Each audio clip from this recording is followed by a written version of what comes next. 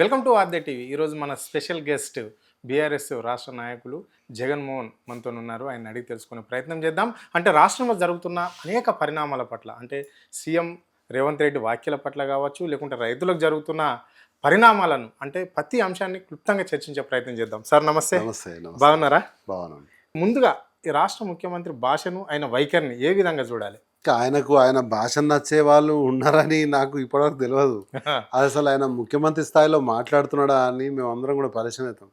ఆఖరి మా పిల్లలు కూడా తిడతారు, ఏదో మనిషి అట్లా తిడుతున్నాడు ఏంది డాడీ, ఆయన ముఖ్యమంత్రి అట్లా తిడుతున్నాడు ఏంది, అది ఏం భాష అని చెప్పి. అంటే ఒక స్టాండర్డ్ సెట్ చేసిన తర్వాత, కేసీఆర్ గారు అని ఒక స్టాండర్డ్ సెట్ చేసిన తర్వాత ఇక కిందికి కిందికి కిందికి ఇంకా కాళ్ళ గోర్ల దాకా వెళ్ళిపోయేటట్టున్నది తప్ప స్టాండర్డ్ అని అసలు ముఖ్యమంత్రి అని ఎవరు ట్రీట్ కూడా చేస్తారు.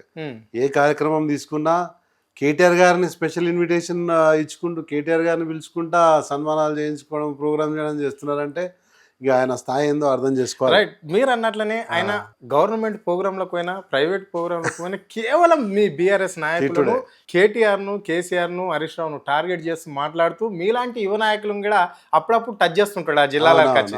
ఎందుకు మరి? ప్రధాన కారణాలు ఏంటి? బేసిక్గా ఏంటంటే ఆయన ఎదిగిన ఏదైతే ప్రక్రియ చూసుకున్న ప్రయాణం చూసిర్రో ఆయన తిట్టుకుంటూ తొక్కుకుంటూ వచ్చిన అంటున్నాడు కదా. సో ఆ స్టైల్ ఒక ఈయన ముఖ్యమంత్రి అయ్యే వరకు నడిచింది.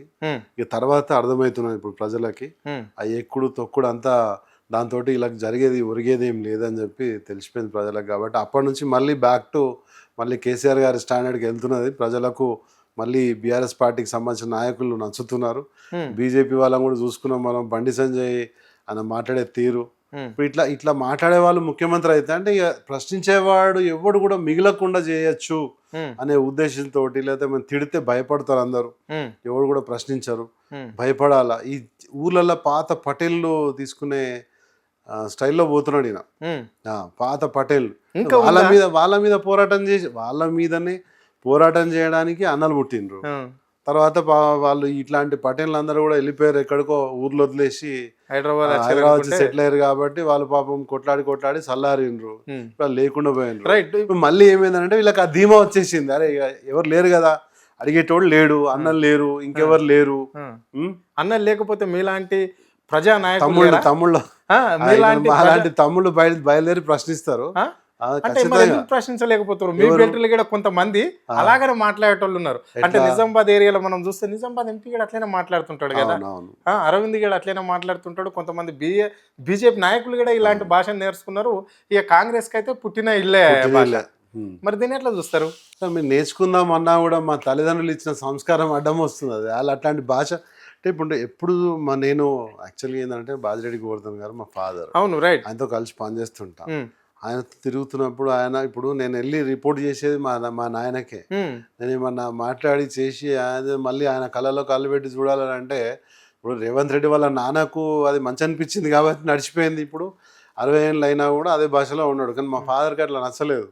నేర్చుకుందామని అంటే ఇప్పుడు పోవాలి నేను కూడా సినిమా ఇన్స్టిట్యూట్లో, ఫిల్మ్ ఇన్స్టిట్యూట్ జాయిన్ అయ్యి విలన్ క్యారెక్టర్ ప్రాక్టీస్ చేసుకుని రావాలి. అంటే బాజిరెడ్డి గోవర్ధన్ రెడ్డి సంస్కారం నేర్పిండి అంటారు. ఖచ్చితంగా. అంటే ఇక్కడ ఉండే ప్రజాప్రతినిధులు కొంతమంది ఇష్టానుసారంగా మాట్లాడిన వాళ్ళకు వాళ్ళ తల్లిదండ్రులు వాళ్ళని ఆ రూట్లో నేర్పలే. ఇక ఆ రూట్లో తీసుకుపోయారు వాళ్ళు. ఇప్పుడు చూస్తే ఇప్పుడు ఆయనతో పాటు వాళ్ళ అన్నదమ్ములు కూడా మొత్తం రాష్ట్రాన్ని దోచుకునే ప్రక్రియ మీరు చూస్తున్నారు కదా.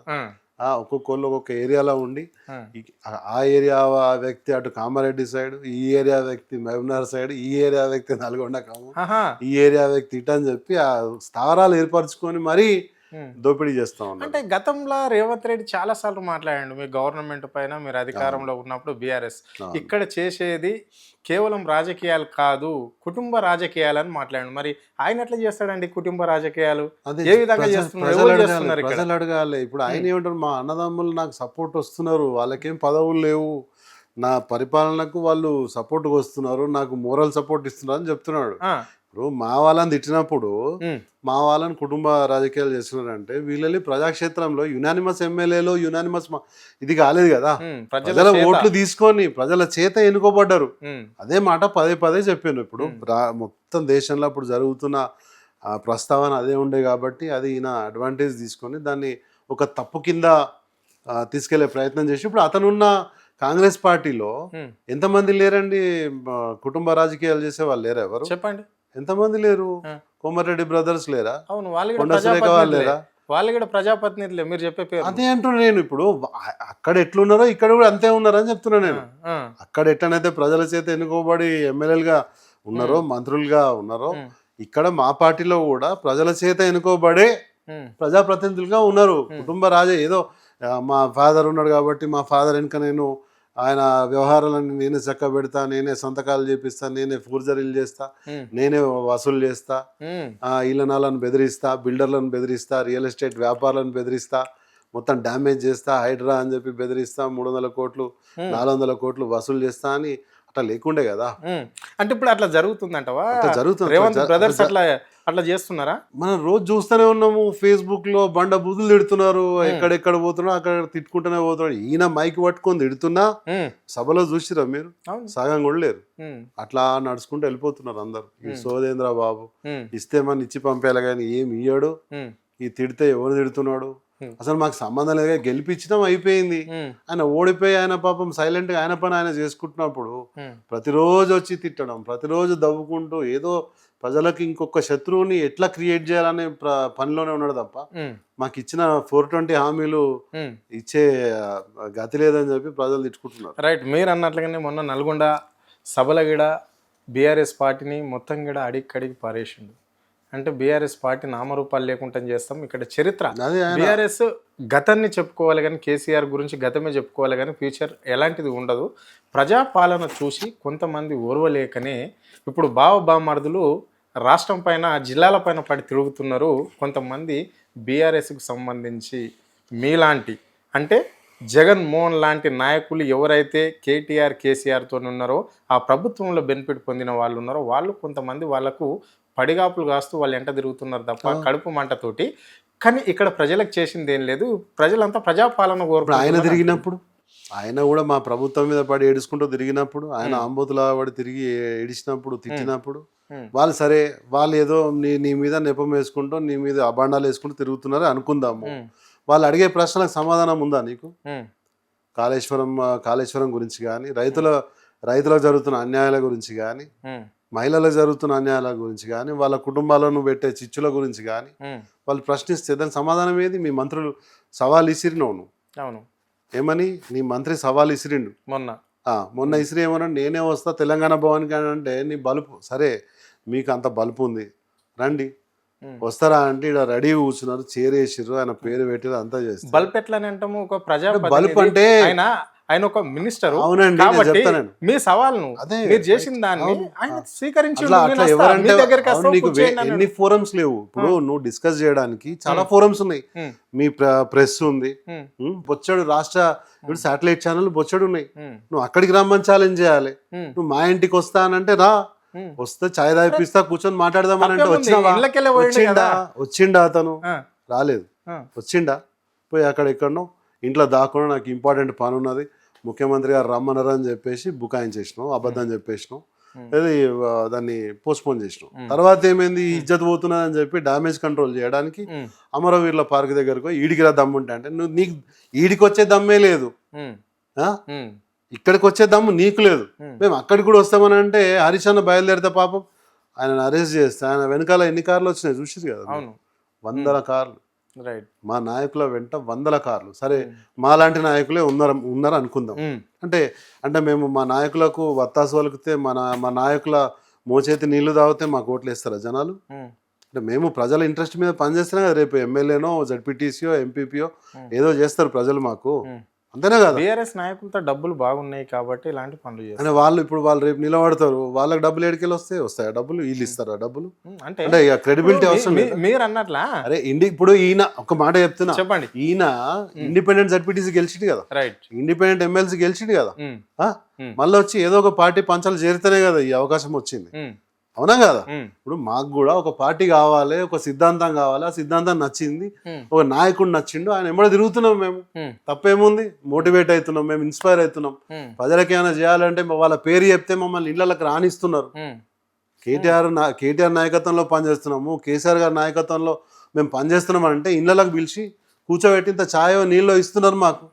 తప్పేముందండి, మేము వాళ్ళ పేర్లు చెప్పుకొని వాళ్ళ వెంబడి తిరగడం తప్పేంది?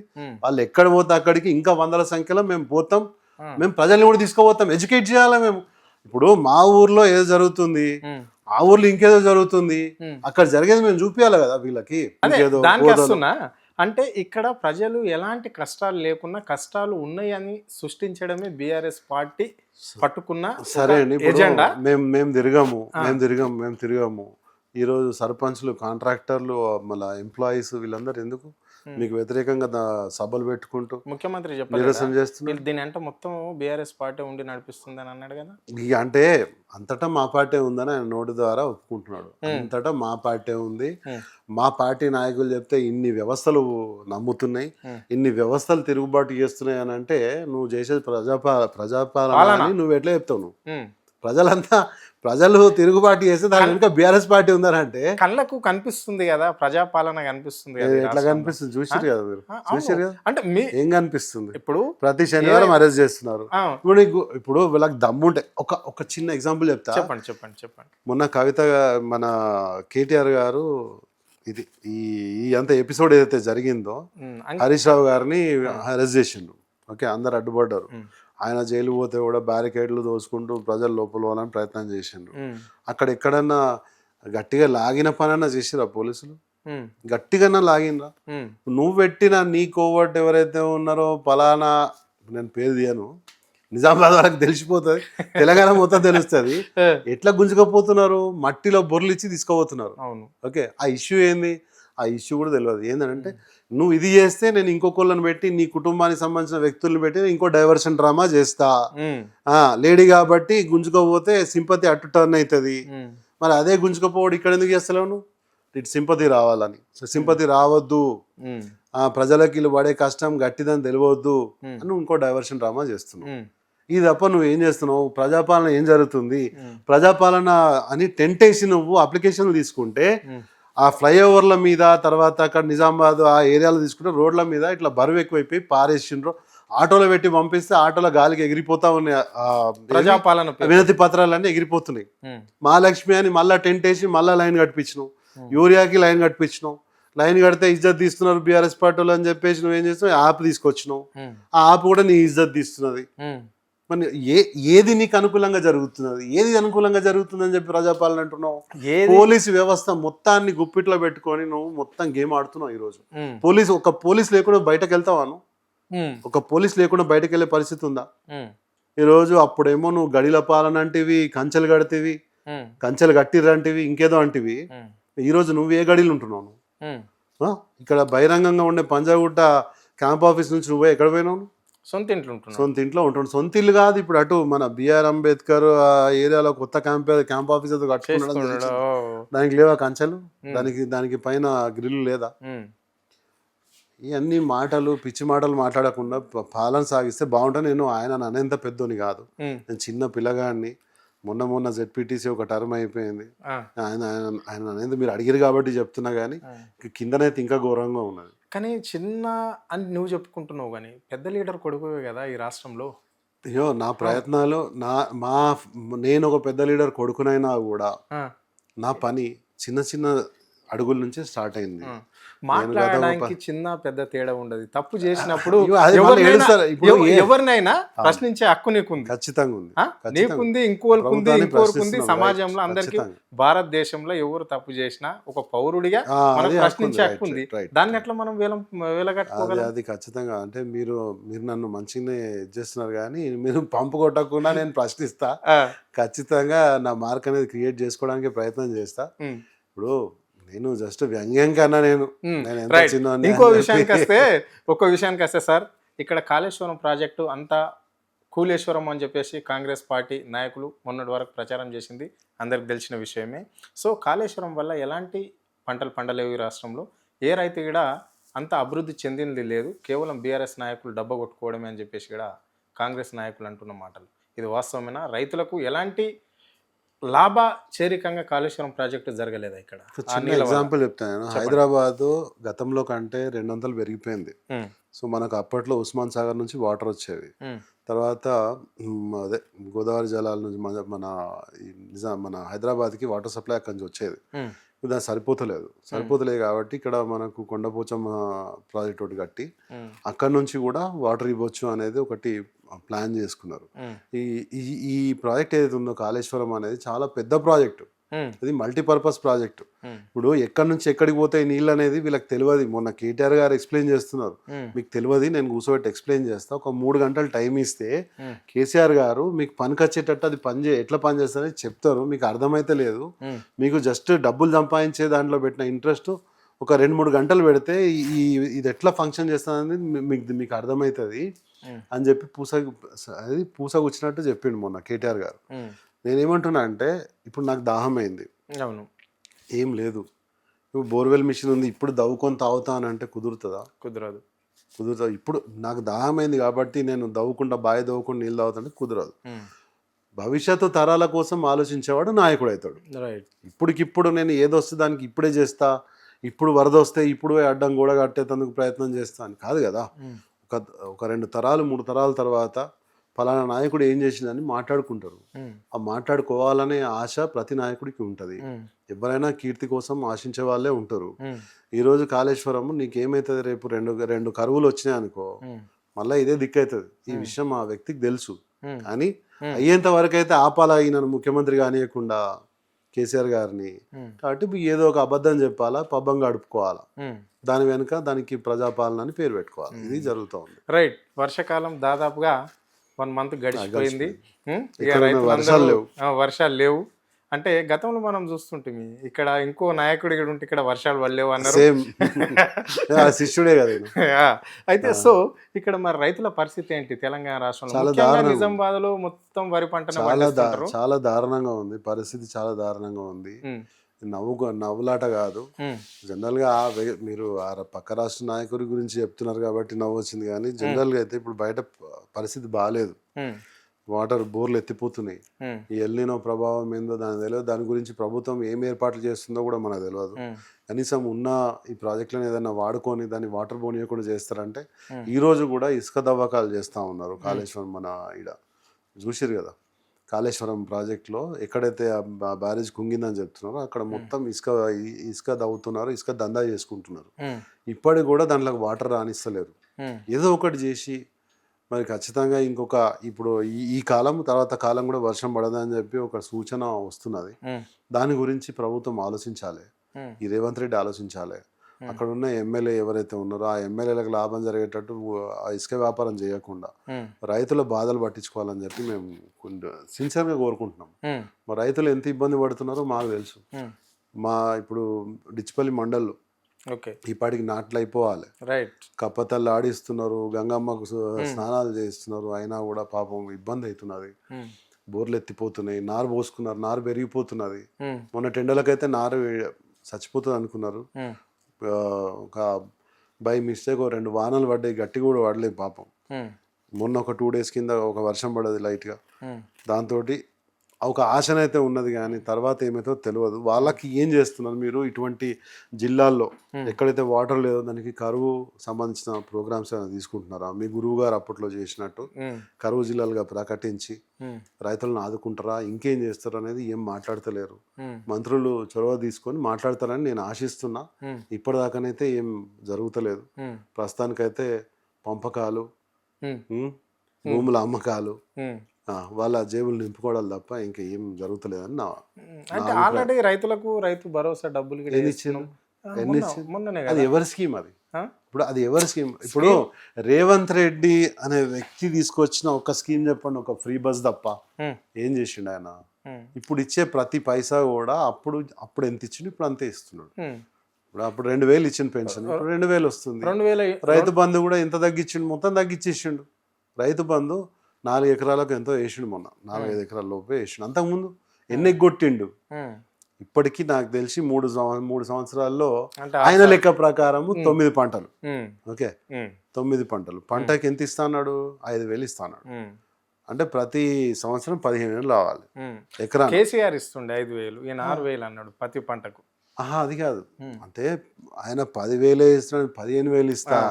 అది అంటే ఏంది? 3వ పంటకు కూడా ఈయన సృష్టించిండు. 3వ పంటకు కూడా 3వ పంటకు ఎవరు ఇస్తారు? మేము దిమారంగా వెళ్ళమా? మేము మీ లెక్క దివానగాలం కాదు, మేము 15 ఇస్తామని అన్నాడు. ఉమ్. కౌలు రైతులకి ఇస్తా అన్నాడు డబ్బులు. 12,000. కౌలు రైతులకు ఎక్కడ ఇచ్చిండు? ఉమ్. ఇయ్యలేడు. రైతు కూలీలకు ఏదో ఇస్తా అన్నాడు, ఇచ్చిండా? ఇయ్యలేడు. ఎట్లా ఉపాధి హామీ గుర్తిస్తారు? కూలీలకు. ఉపాధి హామీ కూలీలకు కూడా ఇస్తాను. ఏదేదో ఎవరికి ఏమి ఇస్తాడు ఏందో అది తెలియదు. కానీ ఈ వ్యవస్థ, ఈ ప్రజలు ఇక్కడ పని చేస్తారు, ఇది చేస్తారు, ఈ వ్యవస్థలు ఉన్నారంటే వాళ్ళకు కంపల్సరీ ఏదో ఒక హామీ ఇచ్చిండు. ఉమ్. ఈరోజు మీరు అన్నట్టు రైతు భరోసా, ఇప్పుడు రైతు బీమా కేసీఆర్ గారు ఉన్నప్పుడు రైతు బీమా ఇస్తుండే. అవును. ఒక రైతు పాపం ఆత్మహత్య చేసుకున్నా, చనిపోయినా, ఇంకెక్కడన్నా యాక్సిడెంట్ అయినా, ఏమైనా కూడా వితౌట్ ఎనీ కండిషన్ చనిపోయినాక వాళ్ళ అకౌంట్లో, వాళ్ళ కుటుంబం అకౌంట్లో 5 లక్షల రూపాయలు కరెక్ట్ వారం లోపల జమ అయ్యేవి. మరి ఈసారి పాలసీగా డబ్బులు కట్టలేదు. అంటే రైతు భరోసా, రైతు బీమా అయిపోయినట్లన్నా అంతే లేదు కదా. ఇప్పుడు ఆయన పాలసీ కట్టలేదు, డబ్బులు ఎడగట్టిండు. అప్పుడు కేసీఆర్ ఉన్నప్పుడు ప్రతి సంవత్సరము 1,700 రూపాయలు పాలసీ కడుతుండే ప్రతి రైతు మీద. 70 లక్షల మంది రైతుల పేర్ల మీద 1,700 రూపాయల చొప్పున కడుతుండే పాలసీ కడుతుండే. వచ్చినాయి, ఇప్పుడు లేవు. అంటే ఇప్పుడు 6 గ్యారెంటీలు అమలు చేస్తున్నాడు కదా, కొంచెం అటు ఇటు అవుతుందేమో. ఒకసారి మీరు కూడా ఎంత ప్రతిపక్షం అన్నా కానీ కొంచెం ఇప్పుడు మా బాధ ఏంటంటే మేము ఖచ్చితంగా టైం ఇస్తాం. ఇప్పుడు హనీమూన్ టైం అయిపోయింది. ఇప్పుడు మేము హనీమూన్ టైం దాకా వెయిట్ చేస్తుండే. కానీ ఈ మనిషి ఏమన్నాడు, 100 రోజుల్లో ఇస్తా. రైట్, అదే మెయిన్ క్రైటీరియా. అది 100 రోజుల్లో ఇస్తానన్నాడు. ఈ రోజు ఏమంటున్నాడు, మేము ఖజానా ఫుల్ లంక బిందెలు ఉన్నాయనుకున్నాము, అక్కడ ఏం లేవు, మట్టి కుండలు తప్ప ఏం లేవు అని అన్నాడు. ఏ ధీమాతోటి ఎవడు లెక్కలు చెప్తే నువ్వు ఇవన్నీ ఇస్తా అన్నావు 100 రోజుల్లో? ఈ 100 రోజుల కాన్సెప్ట్ అనేది బీజేపీ నాయకుల నుంచి చాలా అయింది. ఈ 100 రోజులు అనగానే జనాలు షార్ట్ టర్మ్, అరే ఇంకా 3 monthsలో వచ్చేస్తుంది, 3 monthsలో వచ్చేస్తుంది. ఇప్పుడు నాకు 2 lakhs ఏంది మన పంటల మీద తీసుకున్నటువంటి లోన్స్ ఏవైతే అప్పులు ఏవైతే వాటి కూడా రుణమాఫీ చేస్తా 2 lakhs వరకు అని అన్నాడు. ఎంతమందికి చేసిరు? ఎంతమంది రైతులు తిడతలేరు ఇప్పుడు గ్రామాల్లో? 85% చేసి ఇక్కడ ఎవరు మీరు చెప్తున్నారు? రాష్ట్ర ముఖ్యమంత్రి చెప్పలేదు. ఆయన కాగితం ఇక్కడ కాగితం కూడా బొచ్చడి చెప్పొచ్చు గాల్లో. నేను కూడా చెప్తా గాలి. ఇప్పుడు ఆయన గాల్లో అంటే నేను కూడా గాల్లో అంటాను. కాగితం ఇవ్వాలి కదా, కాగితం చూపెట్టాలి కదా. దేశంలో 2 లక్షల రుణమాఫీ చేసిన ఏకైక సర్కార్ ఏదంటే తెలంగాణలో కాంగ్రెస్ సర్కారే దేశంలోనే. అంటే ఈయన చెప్తే తీసుకెళ్లి ఇంకొక రాష్ట్రంలో ఓట్లు దండుకోవడమే. మరి మొన్న అట్లనే అదే జరిగింది కదా. డబ్బులు ఇక్కడ నుంచే ఇక్కడ ఇచ్చే స్కీములన్నీ కూడా అక్కడ చెప్పుకోవాలి. ఇచ్చిరా లేదా తెలియదు, దేవుడికే తెలుసు. మేము అది ఇస్తున్నాం ఇది ఇస్తున్నాం అని చెప్పేసి పాపం రాహుల్ గాంధీ కూడా ఆయన మొన్న మాట్లాడినప్పుడు చెప్తున్నాడు, మేము దేశం అంతా మహాలక్ష్మి ఇంప్లిమెంట్ చేస్తామని చెప్తున్నాడు. ఇక్కడ ఇంప్లిమెంట్ చేస్తే అక్కడ ఏమన్నా ఇయ్యగలుగుతాడేమో. పాపం ఆయనకి ఏం తెలుసు, ఆయనకు కూడా ఏం కాయిదాలు చూపిస్తలేడు సారు. పైసలు ఇచ్చేస్తున్నాడు, అందులో ఎంత ఇస్తున్నాడు కూడా తెలియదు. ఇప్పుడు 100 రూపాయలు వసూలు చేస్తున్నాడు, బ్లాక్ మెయిల్ చేసో ఇంకేదో చేసి వసూలు చేసి ఈయన తీసుకొని ఈయన 60 రూపాయలు 70 రూపాయలు ఈయన ఉంచుకొని 30 రూపాయలు అటు ఇస్తున్నట్టున్నాడు. ఆయనకు అంతకే ఖుషి. ఆయనకి పాపం ఆయనకేంది, ఆయనకేం అవసరం లేదు. ఈయన లెక్క ఆయనకు పెద్ద అన్నదమ్ములు లేరు, ఏం లేరు, తిరుగుతున్నాడు పిచ్చోడు లెక్క తిరుగుతున్నాడు. ఇక పిచ్చోడు కదా అని చెప్పి ఈయన కూడా చేస్తున్నట్టు అనిపిస్తుంది. రైట్. మరి ఇది ఇట్లా ఉంటే ఈ రాష్ట్రానికి హోమ్ మినిస్టర్ రేవంత్ రెడ్డి, విద్యాశాఖ మంత్రి కూడా ఆయన్నే, మున్సిపల్ శాఖ మంత్రి కూడా ఆయన్నే. మరి మనం చూసినట్లయితే వరంగల్లో కూడలి ల్యాండ్ల విషయంలో మనం చూసినాం, ఆ విషయం తెలుసు. మళ్ళీ ఇక్కడ విద్యకి ఎలాంటి పెద్దపీట వేస్తున్నాడు, లాండ్ ఆర్డర్ ఇంత ఏంటి, ఎలాంటి క్రైమ్ లేదు అని చెప్పేసి కూడా వాళ్ళు చెప్తున్నారు. అవును, బెటాలియన్కి సంబంధించిన కానిస్టేబుల్స్ రోడ్ ఎక్కి గుర్తుందా? అవును తెలుసు. ఆ తర్వాత బెటాలియన్కి సంబంధించిన ప్రభుత్వంలో కూడా తీసేసాడు. ప్రభుత్వం వచ్చిన ఏడాదికి అయిందా? ఇప్పుడు ఆయన దగ్గర ఉన్న ఆయన క్యాంప్ ఆఫీస్లో, ఆయన సెక్రటేరియట్లో కానీ ఎవరైనా బెటాలియన్ పోలీసులు అక్కడ డిప్లాయ్ అయినారు. ఆయన విషయం తెలుసా మీకు? నమ్ముతలేడు. అంటే ఇప్పుడు నీడని కూడా నమ్ముతలేడు. ఫస్ట్ పోలీస్ శాఖలో నమ్మకం పోయింది, విద్యాశాఖ తీసుకున్నాం. ఆకునూరి మురళి ఒక రిపోర్ట్ ఇచ్చిండు. Right, okay. ఆయన రిపోర్ట్ ఇచ్చిన తర్వాత దాన్ని చాలా గొప్పగా ఆయన ప్రెస్ మీట్ పెట్టి ఇది చేస్తున్నాము, టీచర్ల జీతాలు తగ్గించాలి, ఇంకేదో చేయాలి అనగానే మళ్ళీ అరిచేతిలో స్వర్గం చూపించిండు ఒక పుస్తక రూపంలో. చూపించేసిండు, అయిపోయింది. ఇక మళ్ళీ సార్ పిలవనట్టున్నాడు, సైలెంట్ అయిపోయిండు. నేను చాలించుకుంటున్నా, నాకు రిపోర్ట్ ఇచ్చేసిన, నా రోల్ అయిపోయిందని చెప్పిండు. మళ్ళీ ఎక్కడ నిలబడ్డాడు ఆయన, మళ్ళీ ఎక్కడ కనబడ్డాడు ఈ విషయం. అంటే కనీసం రేవంత్ రెడ్డి పిలిచి నేను ఈయన చెప్పిన అన్ని కూడా నేను చేస్తున్నాను, ఈయన ఇచ్చిన సిఫారసులు నేను చేస్తున్నాను చెప్పిండా? ఏదంటే ఏదైనా చేయడానికి, టైం బై చేయడానికి కమిషన్లు వేస్తున్నాడు. టైం బై చేయడానికి ఇట్లాంటి కమిటీస్ వేస్తున్నాడు, ప్రజలకు కనిపించే విధంగా కొన్ని ఆప్టిక్స్ చేస్తున్నాడు తప్ప చేతలు ఏం లేవు. ఉన్న గురుకులాలను ఎంత నిర్వీర్యం చేసిన మనం చూసాము. పాపం పిల్లలు చనిపోతున్నారు పురుగులన్నం తినుకుంటూ, ఎంత ఇబ్బంది పడుతున్నారో మనం చూస్తున్నాము. ఎందుకు? కేవలం కేసీఆర్ గారు ఒక కొన్ని గురుకులాలు ఉంటే దాన్ని 3000 గురుకులాలు చేసిండు కాబట్టి దాన్ని నిర్వీర్యం చేయాలి, ఆయన ఆనవాళ్ళు కనిపించకుండా చేయాలి. నేను ఒక తెలంగాణ పబ్లిక్ స్కూల్ చేస్తా అని చెప్పి మొన్న స్టార్ట్ చేసిండు కదా, ఎక్కడ అదేదో ఊర్లో స్టార్ట్ చేసిండు కదా, ఆరుట్లలో స్టార్ట్ చేసిండు. స్కూల్ బస్సులో పంపించిండు. అప్పుడు ఎంత ఇట్లా తిట్టిరు చూసిరు కదా మీరు, పేరెంట్స్ తిట్టుకున్నారు చూసిరా, పేరెంట్స్ టీచర్స్. మళ్ళీ పోయి అదే ఆరుట్ల టీపీఎస్ చూడండి ఇప్పుడు ఎట్లుందో పరిస్థితి. అప్పుడు మందం అంతే. ఆ రోజు ఒక 2 hours ప్రోగ్రామ్కి ఇక డెకరేషన్కి దానికి ఎంత ఖర్చు అయితే చెప్పుర్రా బాయ్ ఇచ్చేస్తానని ఎడ్యుకేషన్ మినిస్టర్ ఈయన కాబట్టి అప్పుడు 20-30 లక్షలు 50 లక్షలు వేసేసి కథం తర్వాత పత్తా ఉండదు. ఇప్పుడు ఇంకా ఎంతో మంది వెయిట్ చేస్తున్నారు. ఆ +1 +2 చేస్తా అన్నాడు, ఇంటర్మీడియట్ వ్యవస్థ తీసేసి. జూనియర్ కాలేజీల వాళ్ళందరూ పోయి ఏదో మాట్లాడుకొని ఉంటారు, దాని ప్రస్తావన లేదు. మళ్ళీ వచ్చే సంవత్సరానికి పోస్ట్పోన్ చేసిండు. మళ్ళీ వచ్చే సంవత్సరం కూడా అదే ఉంటుంది. ఎందుకంటే నారాయణ గారు వాళ్ళ గురువు గారి దగ్గర మంత్రి, ఆయనకు సంబంధించిన కాలేజీలు ఇక్కడ ఉన్నాయి కాబట్టి సపోర్ట్ చేయాలి. పాపం వాళ్ళు అంటే కనీసం ఇప్పుడు జాయిన్ అయిన వాళ్ళు 2 years ఫినిష్ చేసి వెళ్ళిపోయేదాకా మనం వెయిట్ చేయాలి.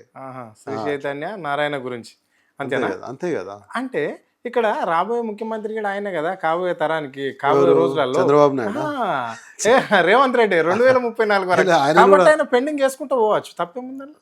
ఇప్పుడు అట్లాగా సార్, మీ చేతిలో మీ పెన్ను ఉంది, తర్వాత ఇస్తా నేను అని చెప్పి తప్పేముంది, అది తప్ప? ఈ మాట మీరు ప్రజల దగ్గరే చెప్పాలి. సేమ్ ఇదే మాట తీసుకెళ్ళి మీ మైక్ నిజామాబాద్ వచ్చి ఇదే మాట చెప్పండి. ఆయనకి ఇంకా టైం ఉంది కదా, వచ్చే 10-15 ఏళ్ళు ఆయన ఉంటా అంటున్నాడు కదా, అప్పటికి చేస్తా అంటున్నాడు. మరి ఏమంటారా? ఇప్పటికే ఇట్లా అసలు వినలేని భరించలేని బండబూతులు రోజు ఆ వీడియోలలో వినాల్సి వస్తున్నది. మీరు ఇది కూడా తీసుకెళ్ళి చెప్పారు అనుకో, అయిపోయి పూర్తిగా మనుషులు మారిపోతారు, వేరే రకంగా అయిపోయి ఆ తిట్లు కూడా ఇంకో రకంగా పోతాయి. ఇక మామూలు తిట్లు రావు. ఎడ్యుకేషన్ మినిస్టర్ అయిననే, మున్సిపల్ మినిస్టర్ అయిననే, మొన్న టీడీఆర్ బాండ్ల స్కామ్ కూడా బయట మాట్లాడుకుంటున్నారు. టీడీఆర్ బాండ్లు అది ఎంత ఘోరం అండి. అది 25% ఉండే టీడీఆర్ బాండ్లని 66%కి పెంచుకొని, ఇది చాలా పెద్ద ఆరోపణ అయి ఉంటుంది. మా ప్రవీణ్ కుమార్ గారు అది చేస్తేనే కదా పాపం వాళ్ళ వైఫ్ని డిమోట్ చేసేసిండ్రు, ప్రాధాన్యత లేని పోస్టులోకి వేసేసిండ్రు. టీడీఆర్ బాండ్లు అయితే వాస్తవం. నాకు చాలా మంది ఇక్కడ తెలిసిన వాళ్ళు ఉన్నారు. మీరు ఖచ్చితంగా టీడీఆర్ బాండ్ కావాలని అంటే ఆర్ఆర్ బ్రదర్స్ వాళ్ళ దగ్గర తప్ప ఇంకెక్కడ ఎవరి దగ్గర లేవు. మొత్తానికి తీసుకొని అప్రిషియేట్ చేసేసుకొని ఇప్పుడు విపరీతంగా డబ్బులన్నీ కూడా అదే రూపంలో వాళ్ళు సంపాదిస్తున్నారనే మాట హైదరాబాద్లో సర్క్యులేట్ అవుతున్నారు. రైట్. ఇంకో విషయానికి వస్తే, ఎందుకు మరి ఇక్కడ ఇన్ని పార్టీలు ఉండగా, ఇప్పుడు బీజేపీ సెంటర్లో ఉంది, ఇక్కడ ఎంపీలు కూడా ఉన్నారు, ఎమ్మెల్యేలు కూడా ఉన్నారు, చాలా వరకు కూడా వివిధ పార్టీలు కూడా ఉన్నాయి, వామపక్షాలు కూడా ఉన్నాయి. కేవలం అవన్నీ టార్గెట్ కాకుండా ఈ రాష్ట్ర ముఖ్యమంత్రి బీఆర్ఎస్ నాయకుల పైన కేసు కావచ్చు, విద్యార్థి నాయకుల పైన కేసు ఎందుకు పెట్టవలసి వస్తుంది? చాలా విద్యార్థి సంఘాలు అన్నీ ఉన్న అన్నిట్లో వామపక్షాలు మిత్రపక్షాలు అయిపోయినాయి. బీజేపీ అయితే ఆయన తల్లి పార్టీ, ఓకే, తల్లి పార్టీ, బడే బాయ్ చోటే బాయ్, అటు పోతాడు మోదీ గారి కాలు మొక్క వస్తాడు. ఇక్కడ ఏందనంటే ఒక రాహుల్ గాంధీ అనే జాతీయ నాయకుడిని అనిశ్చితిలో ఉంచాలి, ఆయన ఎప్పుడు ఇన్సెక్యూరిటీలోనే ఉంచాలి, ఆయన ఎదగనీయొద్దు, నువ్వు దీనికి ఏం చేస్తావో చెయ్యి అని చెప్పి ఈయనకు గురూపదేశం ఇచ్చి పంపించాడు తెలంగాణకి. కాబట్టి ఈయన బండి సంజయ్ గారి అబ్బాయి మీద స్కాండల్ అయినా కూడా దాని గురించి ఏం మాట్లాడినరు? ఎవరైనా మాట్లాడిందా? బీఆర్ఎస్ పార్టీ తప్ప ఇంకెవరు మాట్లాడలేదు. ఎందుకు అంటే ఏదన్నా తప్పు జరుగుతుంటే ఆ తప్పు నేను ఓన్ చేసుకున్నాను, అది నాదైపోతుందా? దాని గురించి నేనే కొట్లాడాలా? మీకు బాధ్యత లేదా? మాట్లాడొద్దా? అడగద్దా? అంత బహిర్గతంగా అమ్మాయి వెళ్ళి ఆరోపణ చేస్తే కేసు ఎప్పుడు చేసారు మీరు? ఉల్టా ఈయన మీద కేసు చేసి, మన అమ్మాయి మీద కేసు చేసి బ్లాక్మెయిల్ చేస్తున్నారని, తర్వాత తెల్లారి ఆ పిల్లాడి మీద నువ్వు వ్యతిరేకత వస్తుందని చెప్పి కేసు చేయించి చేతులు దులిపేసుకున్నావు. దాని గురించి ఎవరన్నా మీ మంత్రులు కానీ, ఎమ్మెల్యేలు కానీ, మీ నాయకులు కానీ ఎవరన్నా తప్పు అన్నారా? మరి రాష్ట్ర వ్యాప్తంగా దేశవ్యాప్తంగా ఎక్కడన్నా ఇట్లాంటి అఘాయిత్యాలు జరిగినప్పుడు మానభంగాలు జరిగినప్పుడు రాహుల్ గాంధీ ఏమో అంతెత్తు లేసుకుంటూ నిందిస్తూ ఉంటాడు, ఆరోపణ చేస్తుంటాడు, కొట్లాడుతుంటాడు. మరి నువ్వెందుకు ఇక్కడ చచ్చుబడ్డ పాము లెక్క పడి ఉన్నావు? నీ పార్టీ ఎందుకు, నీ పార్టీని ఎందుకు మాట్లాడనీయకుండా చేస్తున్నావు నువ్వు?